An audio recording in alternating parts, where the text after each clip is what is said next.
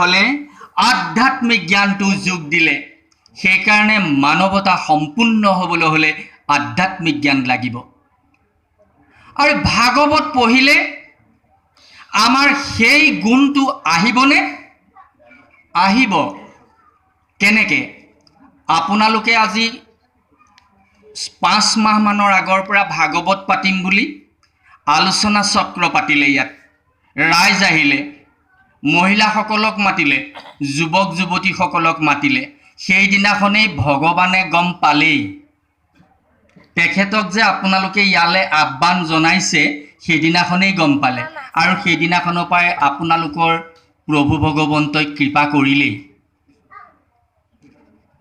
নহলেনো হকাম এটা লগে লগে কৰিব লাগিছিলে টুপুলা এটা বান্ধি থলেইনো বাৰ ভাল হ'ব লাগেনে যিদিনাখন টুপুলাটো বান্ধিছিলে ভগৱন্তই মূৰ বুলি ল'লেই গতিকে আমিও যুৱক যুৱতীসকলে আজি যি আশা কৰিছে উদ্দেশ্য ব্যাখ্যাত বোলে আমি আগতে কীৰ্তন ভাগৱত ভাগৰ ওচৰলৈ যাবলৈকে দিয়া নাছিল আৰু এতিয়া সেয়া দায়টো ভাগিছে ল'ৰা ছোৱালীবিলাকক পঢ়িবলৈ দিছে কিন্তু ল'ৰা ছোৱালীবোৰ নহা হৈছে দেউতাসকল চিন্তাত পৰিছে ভাগৱত পঢ়িবলৈ আহে নে নাহে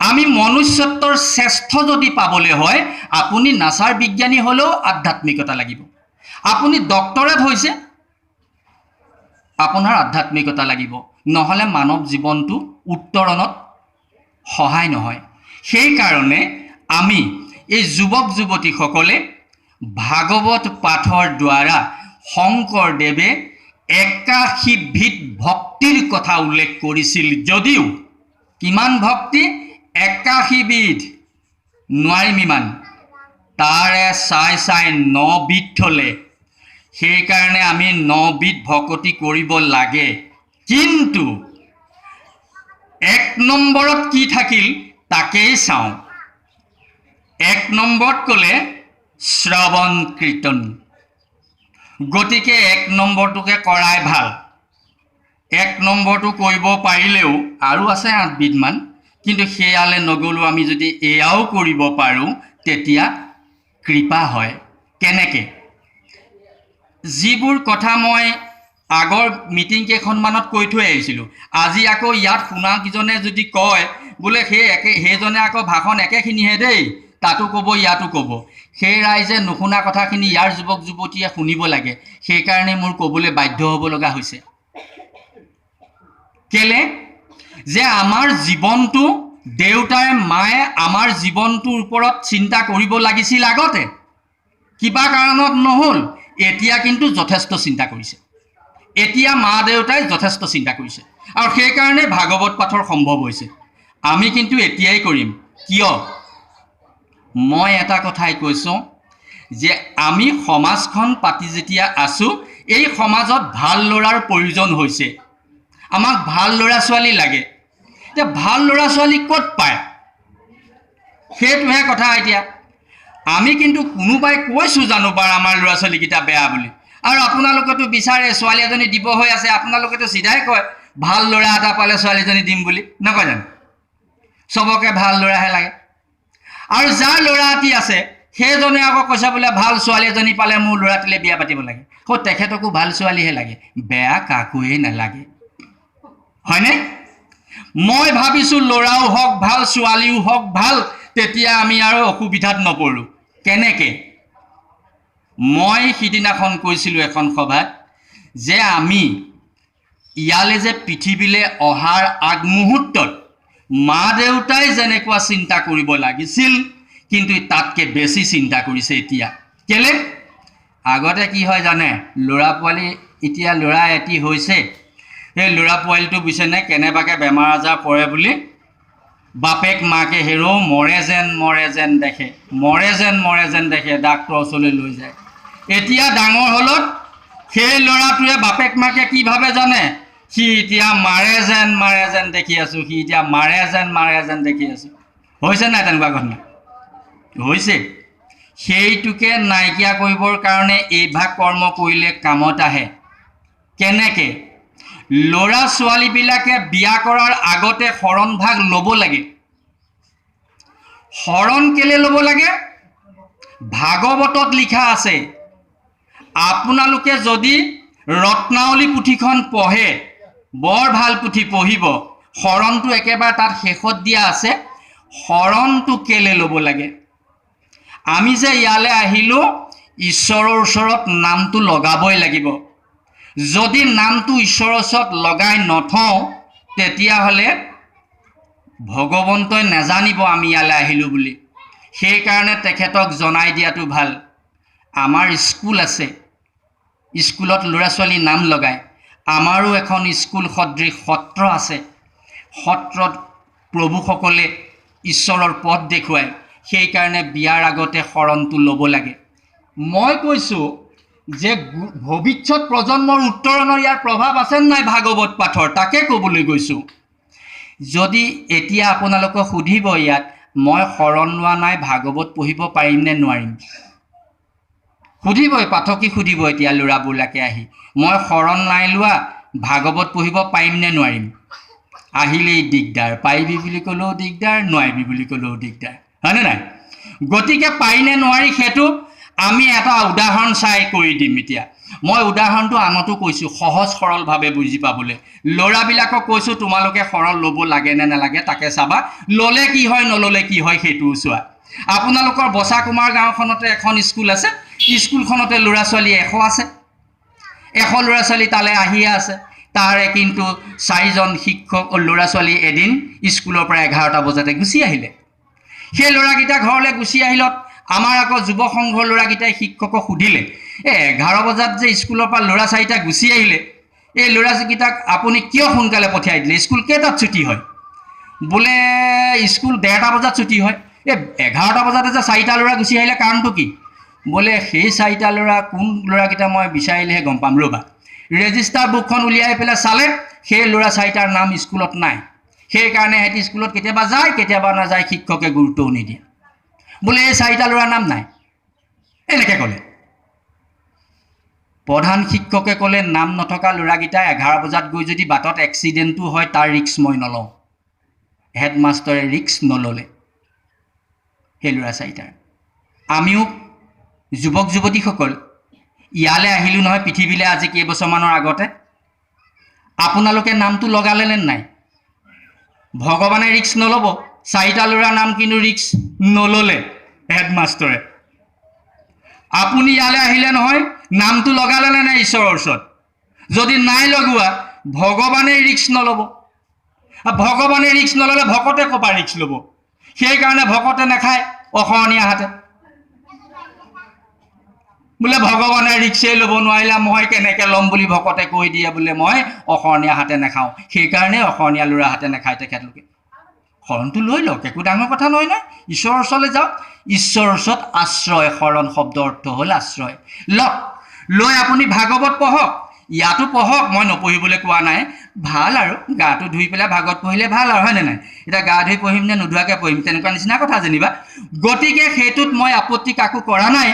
কিন্তু মই কৈছোঁ যে আমাৰ যুৱক যুৱতীসকলৰ ভৱিষ্যত প্ৰজন্মত উপকাৰ তেতিয়াই সাধিব। কেতিয়া? কেলৈ? বিয়া পাতিবই লাগে নহয়, আকৌ বহাগত পাতিবই ল'ৰাটো বিয়া। গতিকে সি শৰণটো লৈ পেলাই বিয়া পাতক। নহ'লে কি হ'ব জানে? শৰণ নোলোৱাৰ আগত ল'ৰাটোৱে বৰ যেনি তেনি ঘূৰি ফুৰে নহয়, যেনি তেনি ঘূৰি ফুৰে। অকণমান সংযত হওক সি, নহ'লে ৰাতি 11 বজাত কলিং বেলটো ভৰিয়ে টিপিবলৈ হ'লে গণ্ডগোল হৈ যাব নহয়। কথাটো বুজি পালে নাই? সেইকাৰণে মই কৈছোঁ সি শৰণটো লোৱাৰ পিছত বিয়া পাতক। তাৰপিছতে কি হ'ব চাব। আমাক শুদ্ধ সন্তান লাগে বুলি যে আপোনালোকে আগৰ পৰা গাই আছিলে, ভাল ল'ৰা এটা পালে ছোৱালীজনী দিম, ভাল ছোৱালী এজনী পালে ল'ৰা এটা আনিম। সেই ভাল ছোৱালীজনী আৰু ভাল ল'ৰাটো আমাৰ সমাজলৈ আহিব। কেনেকৈ আহিব? শুদ্ধ নীতিৰে আহিব। সেই শুদ্ধ নীতিবোৰ ক'ত পায়? কৈছে কৃষ্ণই কদেৱ দুখ হাৰি, একাল মায়াদিৰো অধিকাৰী, কৃষ্ণ বিনে শ্ৰেষ্ঠ দেৱ নাই নাই আৰ। এতিয়া চাওক দেই, গতিকে কাল আৰু সময়ৰ অধিকাৰী অথনি মই কৈ যোৱা মহাভাগৱত। গতিকে সময় নিয়ন্ত্ৰণ তেখেতেহে পাৰে কৰিব। কাল আৰু মায়া তেখেতেহে নিয়ন্ত্ৰণ কৰিব পাৰে, আমি সেই নিয়ন্ত্ৰণ কৰিব নোৱাৰোঁ। আমি নিয়ন্ত্ৰণ কৰিব নোৱাৰাৰ কাৰণেই এই সমাজৰ বিশৃংখলবিলাক হৈছে। সেই বিশৃংখলতাটো নাইকিয়া কৰিবৰ কাৰণে ঈশ্বৰৰ ওচৰত আমি শৰণ ল'ব লাগে আৰু এই সন্ত সাধু লোকৰ ওচৰলৈ আহিব লাগে। কি হয় তেতিয়া আহিলে? মই সভাবিলাকত কৈছোঁ যে আপোনালোকৰ মনত ৰাখিব, কাপোৰ ধুবলৈ চাবোন আছে, গা ধুবলৈ চাবোন আছে, চফা হৈ যায়। মনটো ধোৱা চাবোন আছে জানো? নাই। এতিয়া মনটো ধোৱা চাবোন ক'ত পাম? মন ধোৱা চাবোন টুকুৰা আজি আপোনালোকে প্ৰস্তুত কৰিছে। কেনেকৈ? সৎ সং, সৎ আলোচনা, সৎ চিন্তা, এইবিলাক য'ত থাকিব আপোনাৰ মনটো উত্তৰণ ঘটিব। আৰু সেইকাৰণেহে আহিলোঁ ইয়ালৈ। কিবা ইয়াত গণ্ডগোল কিছুমান সোমোৱাই লৈ পেলাই ৰাতিপুৱাৰ পৰা গধূলিলৈকে যদি আপুনি চিন্তাম্বিত হৈ ঘূৰি ফুৰে, আমাৰ ইয়াৰ পৰা উপকাৰ নাহিব। বহুত মূল্যৱান সম্পদ এয়া। এই মূল্যৱান সম্পদটো স্থায়ী ৰূপ দিবলৈ হ'লে এইখিনি লাগিব। সন্ত লোকৰ ওচৰত গ'লে, সাধু লোকৰ ওচৰত গ'লে আৰু এনে পবিত্ৰ অনুষ্ঠানলৈ গ'লে আপুনি নিজেই পবিত্ৰ হ'ব। মনটো আজিৰ পৰা ধুই পেলাব। আপোনালোকে চাব, এইকেইদিন কাৰো প্ৰতি বিভেদ ভাৱ নাথাকে আৰু এইকেইদিন আমাৰ জ্যোতি বুদ্ধিও নালাগে। জ্যোতি বুদ্ধি নালাগে এইকেইদিন ভাত খাবলৈ। চাব কেলে? আলুগুটি এটা দি মগু কেইটামান সিজাই দিলে অমৃত খোৱা দি খাব এইকেইদিন। কেলে বাৰু? সেইটো মনটোকে পবিত্ৰ হৈ আছে। যাৰ মন পবিত্ৰ এইবোৰ চব পবিত্ৰ হৈ যায়। এইকেইদিন আপোনালোকৰ মন পবিত্ৰ, মাছ মাংস নিবিচাৰে। গতিকে মই ভাবিছোঁ যে ইয়াৰ ৰাইজে এই মনটো পবিত্ৰ কৰিবলৈ, সমাজখন পবিত্ৰ কৰিবলৈ আপোনালোকে যি ব্যৱস্থা কৰিছে, আপোনালোক থাকিলেহে ভাগৱত থাকিব, আপোনালোক নাথাকিলে ভাগৱতনো ক'ৰ পৰা থাকিব? গতিকে আপোনালোকৰ কাৰণেই ভাগৱত। মই ভাবিছোঁ আমাৰ ব্যাখ্যাৰ প্ৰয়োজন আছে। এনেকুৱা সাদিন সাতৰাতিত ব্যাখ্যাত সম্ভৱ নহয়। এতিয়া এজনে মোক অথনি কৈছিল যে ভাগৱত শ্ৰৱণ কৰি আমি কেনেকৈ ঈশ্বৰ প্ৰাপ্তি হ'ব পাৰোঁ। সেই কথাটো তেখেতে মোক সুধিছিল, ঈশ্বৰ প্ৰাপ্তি কেনেকৈ হ'ব পাৰোঁ। ঈশ্বৰ প্ৰাপ্তি হ'বলৈ মই ইমান ভিতৰৰ কথাখিনি নাজানিম, কিন্তু ভাগৱতত কৈছে পৰীক্ষিতে সেইকাৰণেই তেওঁ জীৱনটো প্ৰাপ্তি হ'ল, তেওঁ গতি পালে সাদিন সাতৰাতি ভাগৱত শুনিলে। ব্যাখ্যা শুনিছিলেনে? শ্ৰৱণ ভক্তি, শ্ৰৱণ ভক্তিটো কৰিলেও ই কামত একেবাৰে নহা নহয়। কেলে? ভাগৱত বোলে সাদিন সাতৰাতি পঢ়ি যাব, আমি কাণত মাত্ৰ শুনি যাম, অৰ্থও নাজানো। ইয়াৰ পৰা কিবা কামত আহিব জানো? 100% কামত নাহিব পাৰে, কিন্তু 50% কামত আহিব। কেলে? শব্দ ব্ৰহ্ম, শব্দ ব্ৰহ্ম, শব্দৰ মৰণ নাই। মই এই কৈ যোৱা কথা এটাও মৰণ নাই, চব ভাহি আছে। সেইকাৰণে সম্ভৱ হৈছে ৰেডিঅ'টো, সেইকাৰণেই সম্ভৱ হৈছে টিভিটো, সেইকাৰণেই সম্ভৱ হৈছে মোবাইলটো। ক'ত? আয়ন স্ফিয়াৰত আমাৰ সহস্ৰ কণ্ঠ এই শব্দবিলাক তাত আছেগৈ। আৰু বিজ্ঞানীয়ে কি কৰিছে? প্ৰেৰক যন্ত্ৰৰ, গ্ৰাহক যন্ত্ৰৰ দ্বাৰা আয়ন স্ফিয়াৰৰ পৰা ৰেডিঅ' তৰংগ সৃষ্টি কৰি আমাক ৰেডিঅ' শুনাইছে।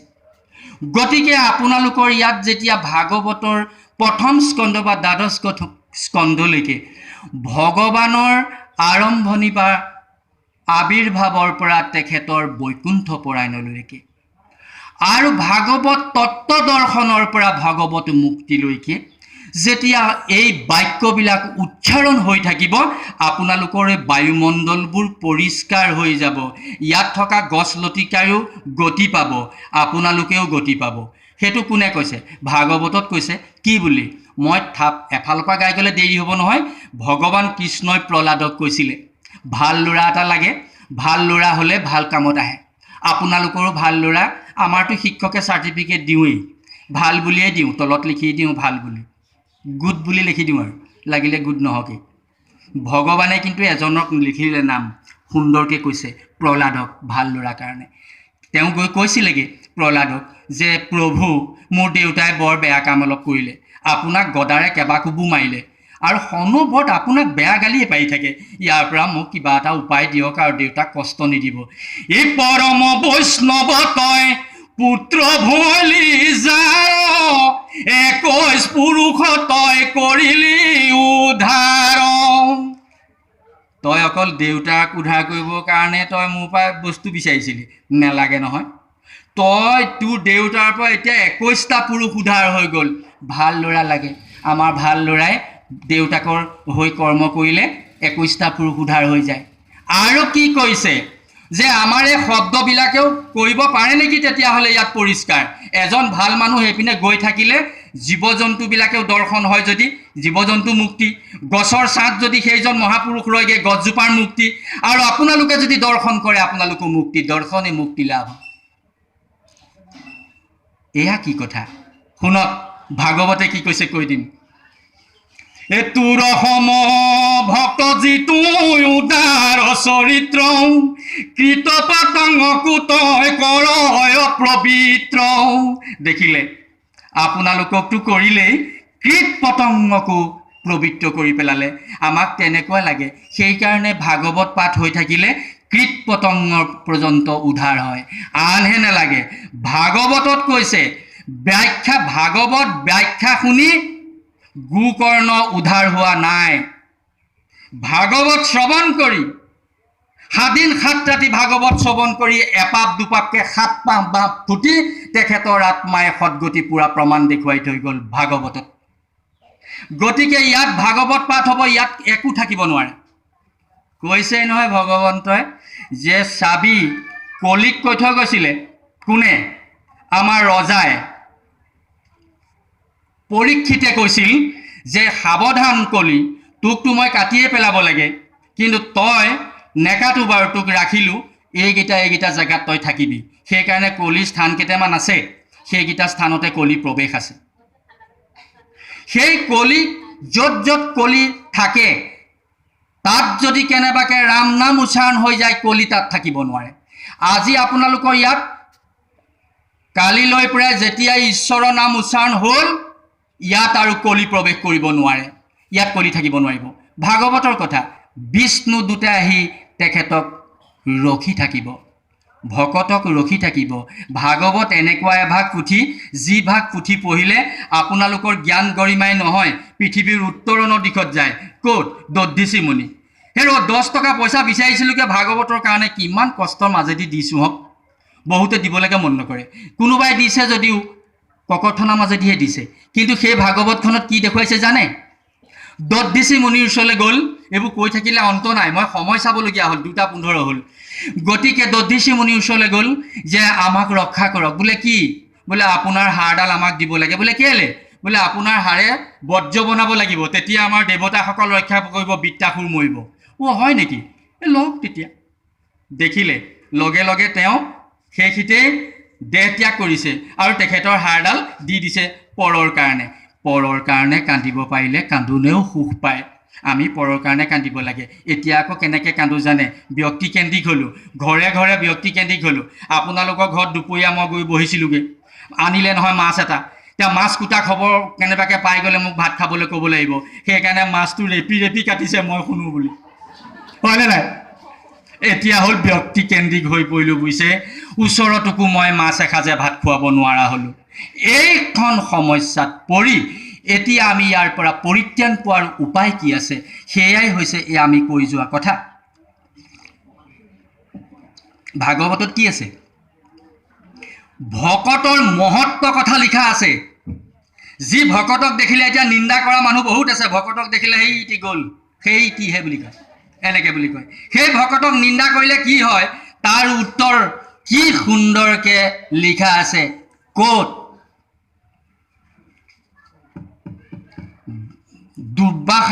দুৰ্বাসাই কাক সাপ দিছিলে? দুৰ্বাসাই যে সাপ দিবলৈ আহিছিলে, অম্বৰীশ। অম্বৰীশ এনেকুৱা এজন ভকত, তেখেতে আনৰ অহিত চিন্তা কৰাই নাছিলে। দুৰ্বাসাই মাত্ৰ ঈশ্বৰকে ধ্যান কৰিছিলে। আহিল চক্ৰ খেদি ফুৰিছে, জেগা পোৱা নাই। ভকতৰ ইমান পাৱাৰ আছে, সাৱধান। ভকতৰ বহুত শক্তি আছে, এই শক্তি প্ৰয়োগ কৰোঁতে সাৱধান। সেইকাৰণে আমাৰ আৰু ভাগৱতত কি আছে? আইসকলক কোৱা হৈছে ভাগৱতৰ প্ৰথম স্কন্ধত দুগৰাকী নাৰীক স্থান দিয়া হ'ল, দ্ৰৌপদী আৰু কুন্তীক। কেলে দিব লগা হ'ল? এইবোৰো তত্ত্বগধুৰ কথা আছে। আপোনালোকৰ এই সম্পৰ্কে আৰু কিমান যে আছে ক'বলৈ অন্ত নাই। মই ক'ম যে আজি এই সভাখন আচলতে উদ্বোধন কৰিবলৈ ছাৰক মাতিছিল, মই নিজে খুজি লৈছোঁ। আজি নিৰ্দিষ্ট বক্তাৰ ভাষণত আপোনালোকে সুধি যাব, ছাৰে কৈ যাব। ছাৰৰ শিষ্যহে মই, মোক ছাৰে পঢ়োৱা। তেখেতলোক থাকিলে কথা ক'বলৈ ভয়ে লাগে, তথাপিতো চাই থাকোঁ আৰু মোক ইংগিত দি থাকে, কৈ থাকোঁ, বুজিছে? গতিকে আজি সত্ৰাধিকাৰ প্ৰভু আহিব আপোনালোকৰ ইয়াৰ মাজলৈ। তেখেতকো আপোনালোকে যথেষ্ট কথা সুধিব পাৰিব, উত্তৰ দিব। ইয়াৰ পিছতে আমাৰ এখন সভা আছে, তালৈও কৈছে 10 মিনিট হ'লেও আপুনি যাব লাগিব বুলি কৈছে। সময় উলিয়াই পেলাই তালৈও মই যাম বুলি ভাবিছোঁ। যদি চাওঁ আপোনালোকৰ ইয়াত সময় 3 ঘণ্টা কৈ থাকিলেও মোৰ আমনি নালাগে, কিন্তু আপোনালোকৰ কথা আছে নহয়, মোৰ কথাবোৰ নিগেটিভ শুনিয়ে থাকিব নেকি আৰু, হয়নে নাই? আপোনালোকেও শুনিবলগীয়া ক'বলগীয়া আছে বা যাই কি নহওক, কিন্তু আপোনালোকক লগ হ'ম। মোৰ আজি ভাষণ নহ'ল, আজি ভাষণটো দিয়াৰ এই সুযোগটো ঘটাই দিলে আমাৰ ছাৰ, মই ব্ৰজান বৰা ছাৰে মোক ঘৰলৈ গৈছিল। মই ছাৰক দেখিয়ে মোৰ ধাতু উৰি যাওক বুলি কয়, মানে সেইজন পুৰুষে মোক মাতিবলৈ গৈছে। মই কেনেকুৱা মানুহ জানে? একেবাৰে দাসৰো দাস, আপোনালোকৰ পদৰ তলৰ একেবাৰে শেষত নেদেখাজনহে আমি। আমাৰ কাৰণে ছাৰ গৈছে মোক নিমন্ত্ৰণ কৰিবলৈ, মোৰ গা জা লাগি গ'ল। এখেতলোকনো মোৰ কাৰণে যাব লাগেনে? মই নিজেই আহিব লাগে আপোনালোকৰ ওচৰলৈ। ইয়াত যিকেইজন দেউতাসকল ইয়াত বহি আছে, বহু মিটিঙত মই এখেতলোকক পাইছোঁ। এখেতলোকক বহুৱাই লৈ মই কথা ক'বলৈ বৰ টান পাওঁ, কিন্তু তেখেতলোকৰ যিটো মোৰ প্ৰতি মৰম আৰু শ্ৰদ্ধা, তাক আঁকোৱালি লৈ পেলাই দুআষাৰ ক'বলৈ লৈলোঁ। কিন্তু মোৰ ক'বলৈ যথেষ্ট আছিল। যুৱক যুৱতীসকলক এটা কথা মই ক'ম, আপোনালোকৰ ওপৰতে আমাৰ মা দেউতাসকলে সৰ্বস্ব এৰি দিছে। ভাল ল'ৰাৰ সকলোৱে আশা কৰিছে। আজি যে কেইজনমান ব্যক্তিয়ে চাব, ৰাতি ঠাণ্ডা লাগে যে ফিফিকে হেৰা মাৰি থাকে, তেখেতলোকৰ অকল চেলেং কাপোৰখন লৈ ঘূৰি ফুৰিব, ঠাণ্ডা নাই তেখেতলোকৰ গাত। এখেতৰ গাতো নাই। আজি ৰাতিপুৱাৰ পৰা দেখিছোঁ আমাৰ ছাৰৰ ঠাণ্ডা নাই। আছে, কিহৰ কাৰণে ঠাণ্ডা নাইকিয়া হৈ গ'ল গম পায়? আজি অতদিন ধৰি এই ভাগৱত শ্ৰৱণ আপোনালোকক কৰাবলৈ যি হেঁপাহ তেখেতলোকে, এয়া তেওঁলোকক ওপৰৰ পৰাই পঠিওৱা দেৱদূত, এখেতলোকৰ কাৰণেই সম্ভৱ হৈ পৰিছে। আজি নহ'লেনো আঠখেলীয়াৰ পৰা আজি এই বৰা ডাঙৰীয়াহেঁত ইয়াত আহি পেলাই ভাগৱত পাতিবলৈ ঢপলিয়াই ফুৰিব লাগেনে? এয়া সৎকৰ্ম। এই সৎকৰ্ম কৰিলে মানুহ উত্তৰণলৈ হয়, আৰু দেৱতা আপোনালোকৰ মাজৰ পৰাই দেৱতুল্য হয়। ইয়াৰ পৰাই আমাৰ দেৱতা হয়। মানুহ উত্তৰণ ঘটিলে দেৱতা হয়। আপোনালোক দেৱতা হ'বই। তাৰ এটা উদাহৰণ আপোনালোকক দি দিওঁ। দস্যু হ'লেও চিন্তা নাই। সমাজত ল'ৰা বহুত বেয়া থাকে, কোনোবা অন্য মানুহ থাকে, বিয়া পতাৰ পিছতো তেখেতে ঘৰত কাজিয়া পচল কৰি থাকে, গাঁওখনতো কৰি থাকে, ভাওনা এখনলৈ গ'লেও কাজিয়া পচল কৰে, নাইকিয়া হৈ যাব, চিন্তা নাই। কেলে? তেতিয়াও আছিলে। কেলে? এইজন ৰত্নাকৰ অলপ দস্যু আছিল, দেখিছেনে? ৰত্নাকৰ সেই দস্যুটো নাইকিয়া কৰিবলৈ কি ইনজেকশ্যন দিলে, কি এণ্টিবায়'টিক দিলে? কিবা আছে নেকি দৰৱ? নাই। আছে নহয়, আমাৰ হাতত আছে। সেই দৰৱটো খাই দিলে ৰত্নাকৰ গুচি বাল্মীকি হৈ গ'ল। কি আধ্যাত্মিকতা! কোনে দিলে? নাৰদ আৰু ব্ৰহ্মাই। সেইকাৰণেই বাল্মীকি মুনিৰ সৎসং নাৰদ আৰু ব্ৰহ্মা। সৎসংৰ ওচৰলৈ গ'ল, বোলে যোৱাচোন তোমাৰ দেউতাক সুধি আহাগে, তুমি যে ইমান মানুহখিনি মাৰি পেলাই ধন ঘটিছিলা, তাৰ দুখটো ল'ব নাই মা দেউতাক সোধা। মা দেউতাকক ক'লেগৈ, মাকে দেউতাই ক'লে বোলে আমি সেইটো দুখ ল'ব নোৱাৰোঁ। পুত্ৰৰ কৰ্তব্য পিতৃ মাতৃক পালন কৰা। তুমি ক'ৰ পৰা আনিছিলে সেইবোৰ সুধিলে আমাৰ ভাত খোৱা নহ'ব নহয়, সেইকাৰণে নুসুধোঁ। তেতিয়াহে আহি পেলাই পালেহি, নাৰদক ভৰিত ধৰিছে, ব্ৰহ্মাক ভৰিত ধৰিছে, বোলে তোমালোক মানুহ নোহোৱা কোনো কোৱা। তেতিয়াই আধ্যাত্মিকতাৰ জ্ঞান দিলে, তাৰ পৰাই বাল্মীকি হ'ল। আৰু বাল্মীকিয়ে কি কৰিলে? পৃথিৱীত যিখন পুথি আজি পৰ্যন্ত, কি ৰামায়ণ লিখাৰ আগত একো পুথি কোনো ধৰ্মত লিখা নাছিল, সেই পুথিভাগ চৰ্চা হ'ল ৰামায়ণ। প্ৰথম পৃথিৱীৰ লিখিত ৰামায়ণ আৰু বাল্মীকিয়ে লিখিলে, যিজন ৰত্নাকৰ আছিল। গতিকে আমি ভাবোঁ, এই আধ্যাত্মিকতালৈ যদি আমি আহি যাওঁ, ঘৰে ঘৰে শান্তি হ'ব, ঘৰে ঘৰে সুখ হ'ব, কাৰো ঘৰত বিপদ নাহে। প্ৰত্যেকৰ ঘৰলৈ বিপদ আহি আছে, প্ৰত্যেকৰ ঘৰলৈ আনন্দ আহি আছে। ভয় নাখাব। মুখামুখি হ'বলৈ, ঈশ্বৰ প্ৰাপ্তি হ'বলৈ আমি ভাগৱতমুখী হওঁ। ভাগৱতমুখী হোৱাৰ পিছত আপোনালোকে ভাগৱত ব্যাখ্যা পাতিব। আমি ভাগৱত ব্যাখ্যালৈও এনেকুৱা অনুষ্ঠানলৈ আহিম। ইয়াতো যথেষ্ট ব্যাখ্যা কৰিব পৰা মানুহ আছে, কিন্তু স্বাধীন সাততিত ব্যাখ্যা কৰাটো সম্ভৱ নহয়। হ'লেও আমি ভাগৱতৰ শেষৰ দিনাখন মিটিং দিওঁ, ভাগৱতৰ শেষৰ দিনাখন টোপনি ক্ষতি কৰি সাদিন সাত ৰাতি ভাগৰি পৰে, কথা শুনিবলৈ মানুহ নাথাকে। সেইকাৰণে আগতীয়াকৈ ব্যৱস্থা কৰিছিলোঁ, আপোনালোকে সঁহাৰিও দিছিলে, আমিহে সময় দিব নোৱাৰিলোঁ। শেষত আজি এই সভাখন আনুষ্ঠানিকতাৰ উদ্বোধন কৰিলোঁ বুলি মই ঘোষণা কৰিছোঁ। আৰু আজি ভাষণ নাৰাখিলোঁ, আজি ভাগৱতৰ ওপৰত অকণমান আপোনালোকক ক'লোঁ। যুৱক যুৱতীসকলে শৰণ ল'লে কি হয়, নল'লে কি হয় মই ক'লোঁ। আইসকলেও আছে যে আপোনালোকৰ কৰণীয় যথেষ্ট কাম আছে, আপোনালোক ইমান শক্তিবান, মামাতকৈ পুৰুষতকৈ আপোনালোক 6টা গুণ বেছি আছে আপোনালোকৰ। এই 6টা গুণৰ সম্পৰ্কে ক'লে 1.5 ঘণ্টা লাগিব, এইবোৰ এতিয়া নকওঁ। তাৰ সেই 6টা গুণ আপোনালোকৰ গাত আছে, আপোনালোকে ঘৰখন শান্তিৰে আনিব পাৰিব। আৰু সেই শান্তিৰে আনিবৰ কাৰণে আজি পৰাই ঘৰে ঘৰে বন্তি জ্বলাব, বাঁহী চোতাল কাহানিও নাৰাখিব, কাহানিও বাঁহী চোতালত পুৰুষক গচকিবলৈ নিদিব, এচোচা হ'লেও মাৰিব। এইবোৰ পঞ্চশুনা পাপৰ কথা আছে, পঞ্চযজ্ঞ মানুহৰ ঘৰত কৰিব লাগে। কি হয় পঞ্চশুনা পাপ কি, পঞ্চযজ্ঞ কৰিলে কি হয়, নকৰিলে কি হয়? প্ৰভুসকল, এইটো হিন্দু ধৰ্মৰ এটা সাংঘাতিক নিয়ম। এই নিয়মবিলাক আমি জানিব লাগিবই। গুৰুসকল আছে, আমাৰ ছাৰো আছে। শেষত মই আপোনালোকৰ ওচৰৰ পৰা বিদায় মাগিছোঁ। ঘড়ী চাই আছোঁ, ইয়াতে 2:30 বাজিলে, মই অকাম ওলোৱা পাবগৈ লাগিব আৰু দেৰিয়ে হ'ল। গতিকে সদৌজনৰ ওচৰত যদি কিবা নক'ব লগা কৈছিলোঁ মোক ক্ষমা কৰিব। আৰু দেউতাসকলৰ ওচৰত যদি মই কিবা বহাই কৈছোঁ আপোনালোকে পুত্ৰ বুলি আমাক ক্ষমা কৰক। মোৰ শিক্ষাগুৰু আৰু এই সভাপতি মহোদয়কে মুখ্য কৰি অগ্ৰজসকল আছে, কিবা নক'ব লগা কৈছিলোঁ যদি আপোনালোকে ক্ষমাৰ শৰাই আগবঢ়াই মই আপোনালোকৰ মাজৰ পৰা বিদায় মাগিছোঁ। নমস্কাৰ। নাজানো বাহন, নাজানো বিসৰ্জন, পূজা মন্ত্ৰ নাজানো কৃঞ্চিত, এতেকে পৰমেশ্বৰ দাস ভৈলো চৰণত, অ মোৰ গতি সাধিবে উচিত ৰাম, অ মোৰ গতি সাধিবে উচিত।